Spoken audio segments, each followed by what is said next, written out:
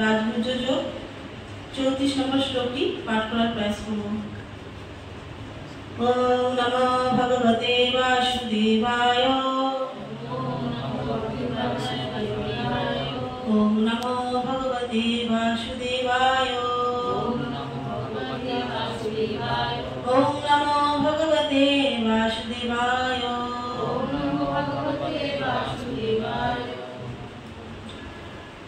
আমার পরে পরে আপনারা বলার প্রয়াস করবেন। মন্মনা ভব মদ্ভক্ত মজ্জাজি মাং নমস্কুরু মামে বৈশসি যুক্তৈব আত্মনং মৎপরায়ণ। মন্মনা ভব মদ্ভক্ত মজ্জাজি মাং নমস্কুরু মামে বৈশসি যুক্তৈব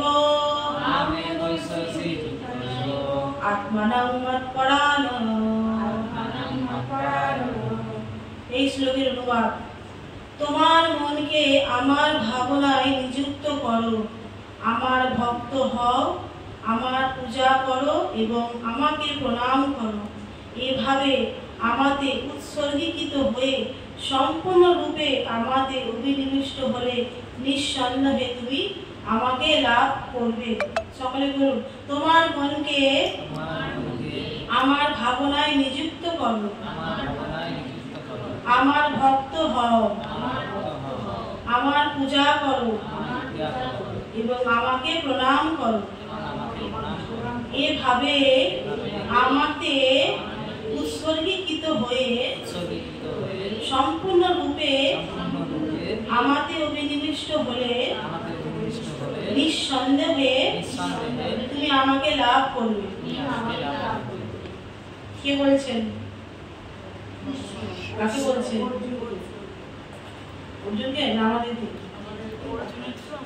তাহলে অর্জুনের মাধ্যম দিয়ে আমাদেরকে সবাইকে বলছে। এই গীতাতে এই যে জ্ঞান দেওয়া হয়েছে শুধু অর্জুনকে নয়, আমাদেরকে জ্ঞান দিয়েছেন ভগবান। প্রথমে ভগবান কি বলছেন? তোমার মনকে আমার ভাবনা নিযুক্ত করো।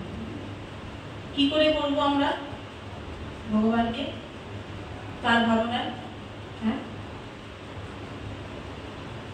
তার অভ্যাস করতে হবে। প্রথমে হচ্ছে অভ্যাস। আমাদের তো শৈশব আর যৌবনে বদ অভ্যাস এসে গেছে। তো এই অভ্যাসগুলো আমাদেরকে পরিবর্তন করে সঠিক অভ্যাস পালন করার চেষ্টা করতে হবে। তো কিভাবে অভ্যাস করব? ভগবানকে নিজের ভাবনায় কি করে আনবো? আমরা তো এই মনে অনেক কিছু চিন্তা করি, তাই না? কিন্তু ভগবানকে আনবো কি করে? তার অভ্যাস করতে হবে। কিভাবে? না, তার নাম জপ করতে হবে। নাম জপ যখন আমরা করবো তাহলে আমরা কটা সেবা করছি ভগবানের একসাথে? ভগবানের নাম যখন করছি, জিভ দিয়ে সেবা করছি, কান দিয়ে সেবা করছি এবং মন, তিনটে একসঙ্গে থাকছে। সবার আগে এই জন্য হচ্ছে সংকীর্তন। সংকীর্তন খুব গুরুত্বপূর্ণ ভগবানের সেবা। 99% সেবা ভগবানের হয়ে যায় এবং খুব সহজে, খুব তাড়াতাড়ি এইটা ভগবানের ভাবনায় আমরা নিযুক্ত হতে পারি। তারপর বলছে আমার ভক্ত হও। কি করে হব? আমরা তো সবাই বলি আমি ভক্ত, বড় ভক্ত হয়ে গেছি, আমি ভগবানের জন্য এই করছি, তাই না? অল্প কিছু করলে আমরা বলি, আমাদের মধ্যে অহংকার এসে যায়, আমরা অনেক কিছু করছি। কিন্তু যে শুদ্ধ ভক্ত 24 ঘন্টা ভগবানের সেবা করছেন, সে কি বলছেন? আমি কিছুই করতে পারছি না ভগবানের জন্য। তো আমাদেরকে একটু একটু করে চেষ্টা করতে হবে। আমাদের বদ অভ্যাস হলো, যেগুলো আমরা শৈশব থেকে যৌবনে যে বদ অভ্যাস আমাদের হয়ে গেছে, সেই বদ অভ্যাসগুলোকে আমাদের নষ্ট করতে হবে। তার জন্য ভগবানের অনুশীলন করতে হবে। ভক্তিযোগ। ভক্তিযোগটা কি? ভক্তিযোগ হচ্ছে অনুশীলনের মাধ্যমে আমরা চেষ্টা করতে পারি। খুব ভোরে ঘুম থেকে উঠে ভগবানের সেবা করার অভ্যাস করতে হবে। আমাদের এখন সব বেলায় ঘুম থেকে উঠে অভ্যাস হয়ে গেছে, এটা হচ্ছে সব থেকে বড় বদ অভ্যাস। তো এই অভ্যাস আমাদের ত্যাগ করতে হবে। খুব ভোরে শয্যা ত্যাগ করে তারপরে আমাদের যত স্নান আদি করে দেহ পবিত্র করতে হবে আগে। তারপরে কি করতে হবে? তিলক সেবা করতে হবে। তিলক যখন আমরা করি, প্রতিটা তিলকে ভগবানের নাম থাকে, তার মানে আমাদের ভগবানকে আমাদের দেহে অবস্থান করছি। ওম কেশবায় নমঃ, ওম নারায়ণে নমঃ, এরকম করে 12টা নাম ভগবানকে আমাদের দেহে স্থাপন করছি। অর্থাৎ আমাদের যে দেহটাকে আমরা বেড়া দিচ্ছি, ঠিক আছে? তা না হলে কি হবে? বেড়া যদি না দিই ছাগলের মুড়িয়ে খাবে, তাই জন্য ভক্তের অসময় তিলক করে থাকেন। তো আমাদের অভ্যাসগুলো করতে হবে। তারপরে ভগবানের মঙ্গল আরতি করতে হবে, তারপরে ভগবানের নাম জপ সেবা, সব থেকে বড় সেবা করতে হবে। তারপরে কি করতে হবে? ভগবানের জন্য রন্ধন করতে হবে।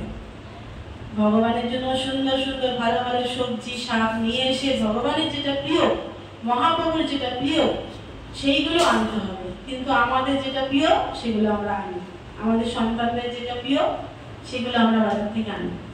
কিন্তু আমাদের চেষ্টা করতে হবে এগুলো অভ্যাসগুলো পরিবর্তন করা। ভগবানের কি প্রিয় সেগুলো জানতে হবে। থোড় মোচা, তারপরে শাক শাক আছে মহাপ্রভু কুলেখাড়া শাক, পাট শাক, কচু শাক, হ্যাঁ এগুলো খুব পছন্দ করে না। মানে শাকের যত আইটেম করে যদি ভগবানকে দেওয়া হয় মহাপ্রভু খুব খুশি মানে। তো এইগুলো আমাদেরকে বাজার থেকে নিয়ে এসে নিরামিষ বাসনে আমাদেরকে ভগবানের জন্য রান্না করে ভগবানের ভোগ লাগাতে হবে। এই যে এগুলো কি হচ্ছে? বরাবর অনুশীলন, ভক্তিযোগের অনুশীলন হচ্ছে। তারপরে সেই প্রসাদ সেবা করতে হবে, সেটা একটা সেবা ভগবানের। এইভাবে তারপরে আমাদের যে কর্ম করতে হবে, যে কর্ম যে করে যে টাকা উপার্জন করবো সেই টাকাটা আমাদের কি করতে হবে? কৃষ্ণ সেবায় নিযুক্ত করতে হবে, না নিজেদের সেবায়। নিজে কি কি ভালো জামা কাপড় পরতে ভালোবাসি, তারপরে এই ভালোবাসি ওই ভালোবাসি, সেগুলোই আমরা করছি। কিন্তু এই বদ অভ্যাসগুলো আস্তে আস্তে পরিবর্তন করতে হবে আমাদের অভ্যাসের মাধ্যমে, ঠিক আছে? এরপরে আর কি করতে হবে? সাধু সঙ্গ করতে হবে। ভক্তি জীবনে এগুলোর জন্য দুটো জিনিস খুব গুরুত্বপূর্ণ। কি কি জানা আছে কারো? হ্যাঁ,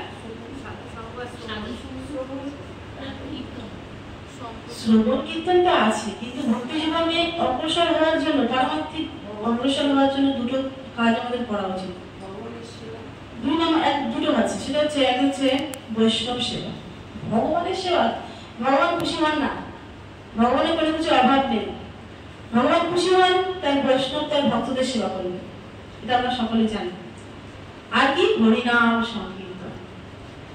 এই দুটো যদি আমরা করি নিয়মিত, তাহলে আমরা ভক্তি জীবনে খুব তাড়াতাড়ি অগ্রসর হতে পারবো। বৈষ্ণব সেবা আর হচ্ছে হরিনাম সংকীর্তন।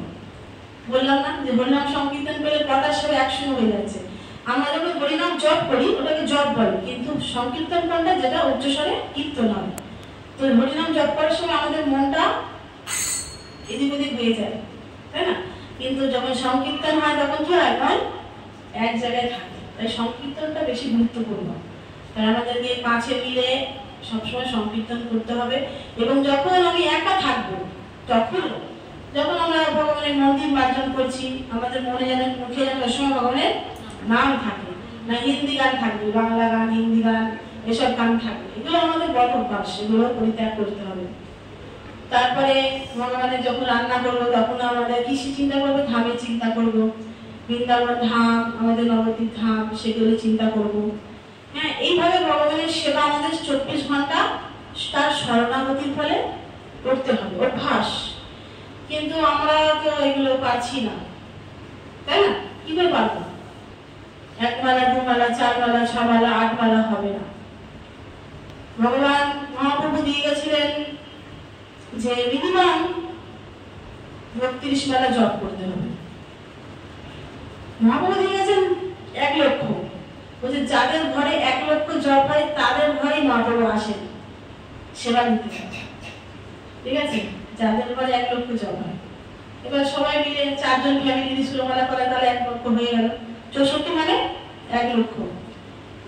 তো 64 মালা জপ দিয়েছিলেন, কিন্তু ভক্তি সিদ্ধান্ত সরস্বতী ঠাকুর প্রভুপাদ ওটাকে 32 মালা এনেছেন। কারণ আমরা সংসারী মানুষ, আমাদের আরো অন্যান্য কাজ আছে। আবার আমাদের প্রভুপাদ বলেছেন যে তোমরা 16 মালা জপ করো আর প্রচার করো। প্রচার করতে বলছেন। আমাদের গুরু মহারাজ 32 মালা জপ করছেন, তা গুরু মহারাজ বলছেন যে আমি কি বলেছি তুমি প্রচার ছেড়ে শুধু বসে বসে জপ করবে? প্রচার করো। কারণ আমাদের 3টে কাজ দিয়ে গেছে ভগবান, কি? বল কৃষ্ণ, ভজ কৃষ্ণ, হর কৃষ্ণ, শিক্ষা। এই 3টে হচ্ছে আমাদের মেন কাজ। কৃষ্ণ নাম বলতে হবে, কৃষ্ণ ভজন করতে হবে, আর শিক্ষা। শিক্ষা নিজে আচরণ করে অপরকে প্রচার করতে হবে। যদি আমি নিজে আচরণ না করি, আমি অন্যকে বলি, তাহলে সে নেবে? তার জন্য আমি হয়তো কিছু একটু জানি, আমি সব জানি, কিন্তু আমি কিছুই পালন করছি না, 4টি নিয়ম পালনই করছি না। আমি সব জানি, অনেক আছে এরকম পণ্ডিত, সব জানি, কিন্তু আমি পালন করতে পারছি না। তাহলে আমার এই জানার কিছুই লাভ হবে না। কারণ ভগবান যেটা নির্দেশ দিয়েছে সেটা আমাদেরকে যথাযথভাবে পালন করতে হবে। যদি পালন না আমরা করতে পারি তাহলে আমাদের কোনো লাভ হবে না। তো ভক্তি যোগ এইভাবে আমাদের অনুশীলন করতে হবে, অভ্যাস করতে হবে। আমাদের বড় অভ্যাসগুলো ত্যাগ করতে হবে। একটা সময় এমন আসবে যখন অন্য কথা আমাদের আর ভালো লাগবে না, শুধু ভগবানের কথা বলো, ঠিক আছে। আমাদের মন অনেক সময় অনেক দিকে চলে যায়, হ্যাঁ, কিন্তু ভক্তির একটা স্তরে যখন আমরা পৌঁছে যাবো তখন আমাদেরকে মায়া আর আমাদেরকে কোনো রকম ভাবে করতে পারবে না। কারণ বলছে মায়াতিক ভগবানের পেছন দিকটা, যখন আমরা কৃষ্ণ নাম করবো তখন আমাদের ভগবান সব থাকবে, মায়া দূরে থাকবে। আর যখনই আমরা কৃষ্ণকে ভুলে যাবো তখনই মায়া এসে আমাদেরকে চেপে ধরবে। তার জন্য আমাদের সবসময় অভ্যাস করতে হবে, খেতে, বসতে, উঠতে, শুইতে সবসময় অহর্নিশি বদনে ভগবানের নাম করতে হবে। তো সেই অভ্যাসটা আমাদেরকে আস্তে আস্তে গ্রহণ করতে হবে, আর বদ অভ্যাসগুলো ত্যাগ করতে হবে। তবেই আমরা ভক্তি জীবনটাকে ঠিকমতো পালন করতে পারবো। তারপর বলছে যে আমার পূজা করো। তো ভগবানের পূজা আমাদের এখানে করতে হয়, মঙ্গল আরতি, সন্ধ্যা আরতি। গৃহস্থদের এই দুটো বলেছে যে এই দুটো মিনিমাম হচ্ছে আমাদের সকালবেলা 7টা দিয়ে এবং সন্ধ্যেবেলা 7টা দিয়ে আরতি ভগবানকে করতে হবে। ঠিক আছে? প্রণাম করতে হবে ভগবানের, একটা প্রণামে ভগবান হচ্ছে আমি ঋণী হয়ে যাই যদি আমরা ভগবানকে সেইভাবে প্রণামটা করি। প্রভুরা দণ্ডবাদ প্রণাম করবে, শুয়ে পড়ে, আর মাতাজিরা অর্ধভাগ করে হাঁটু গেড়ে প্রণাম করবে। ঠিক আছে? তো এইভাবে আমাদেরকে প্রণাম করতে হবে। তারপরে এইভাবে যদি আমরা সবসময় ভগবানকে 12 মিনিট সবসময় ভগবানকে আমরা এইভাবে